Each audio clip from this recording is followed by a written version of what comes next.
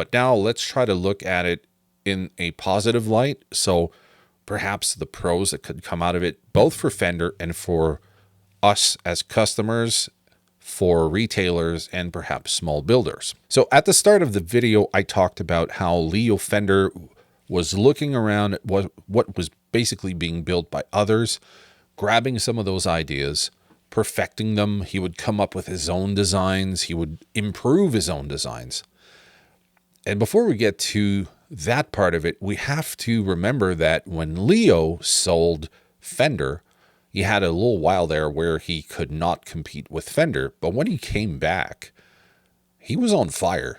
In 1976, he was with Music Man, and he came up with the Stingray. Basically, he took the P-Bass and just made a monster out of that design. He pushed the bridge back. The 2 pickup system became 1 humbucker. He had, I believe in 76, it was an active EQ that was a 2-band EQ, so bass and treble. He had this, what was it called again? The magnetic field design, the MFD pickups. There was the bridge that he worked on, the dual fulcrum vibrato. He also had this locking saddle thing that he did with the bridge. So basically what I'm saying is that he wasn't done perfecting. He took the basis of the P-Bass and just made it better. His own design, he built up on it, which I think was one of the things that if you look at, Fender was saying, you don't compete with us. And he was like, no. But he still managed to make amazing products, still based on his own creations. So if we're to look at it from this angle, when he started G&L, he wasn't reinventing the wheel. He was still going for the look of the guitars that he himself pioneered, but he just made them better. So lawsuits like these could lead to companies having to really think outside the box.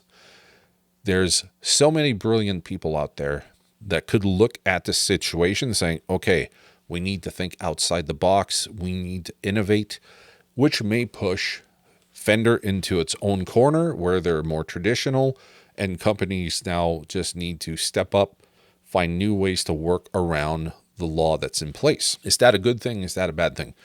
It really depends on your optic, but I think that it gives people at least an option to look at guitar building in a different way.